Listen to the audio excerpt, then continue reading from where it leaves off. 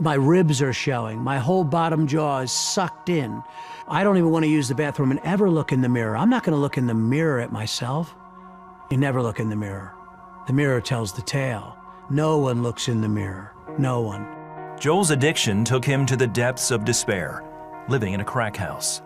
His painful journey began as a child when his parents divorced. There was more peace in the woods with my dogs than anything I'm going to find in that house.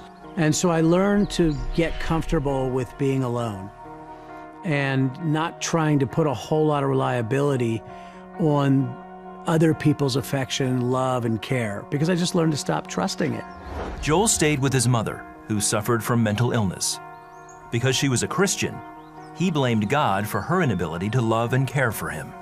For days, she would sit at our kitchen table and not move, not eating, not taking care of her hygiene, complete catatonia. My attempts to be heard or to feel and receive love from my mother, she was incapable of giving it. He covered his emotional turmoil by smoking pot, a habit he started when he was just 8 years old. And what it immediately did is took all that emotional dysregulation and angst and sadness and went boop, and I went, wow, there is a reason to live. And so I loved it. I was smoking marijuana 3 times a day, before, during, and after school. And next thing you know, it was just a lifestyle. It's just what I did to not really have to feel. I don't want to get back to feeling. If I start feeling, what am I going to do with all that? When Joel was in his 20s, marijuana became the gateway to harder drugs. All it took was one time. I had roommates that did crack cocaine. I said, I'll try it. And that's when the whirlwind started. Once the crack came, it was almost overnight that this is what is now going to start running the show. His new addiction consumed every part of his life and soul. Go into that horrible cycle of hustling, copying, getting high, and trying to avoid the consequences. Hustling, copying, getting all day long. And the only time you're going to go to sleep is when you are completely devastated in all your own resources. You can't get any more. The dealer is out and there's no dealers available, or you've ripped off everything from anybody you can steal from that day. You don't believe for good things. You don't believe that hope is on the horizon. Emotional bankruptcy. My love tank was empty. There was no one filling that. Every relationship I was in it to what I could get out of it. I'm not going to deliver you my heart and have you be a bad steward of my heart again. No one's evidence they're a good steward.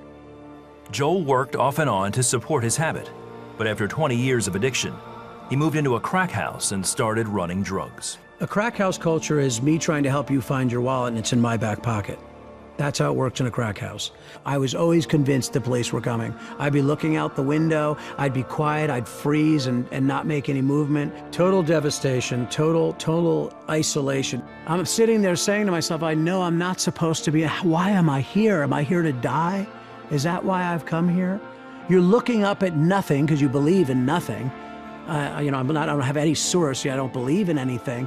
And so I don't know where I'm looking. And I'm asking these questions into this ethereal place where there's not going to be any answers.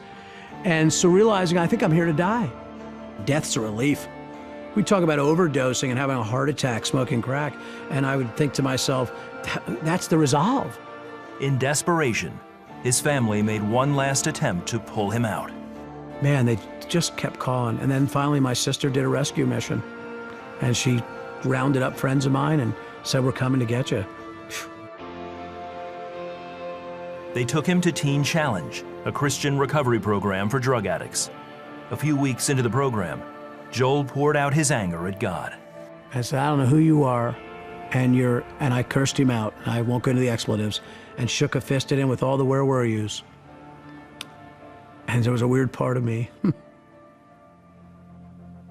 that felt like somebody was listening. I had never heard anybody listening.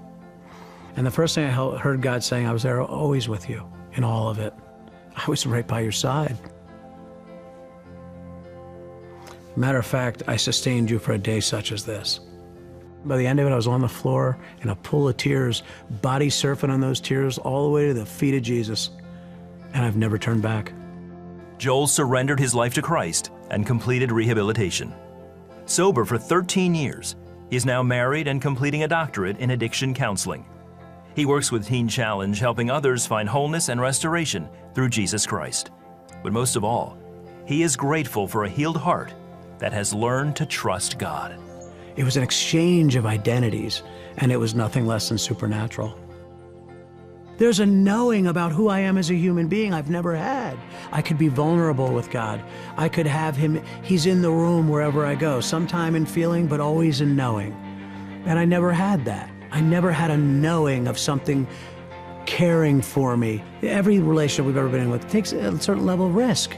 But entering into the risk with Jesus and finding out there was none is the reward. There was never a risk. He promises to never leave me or forsake me.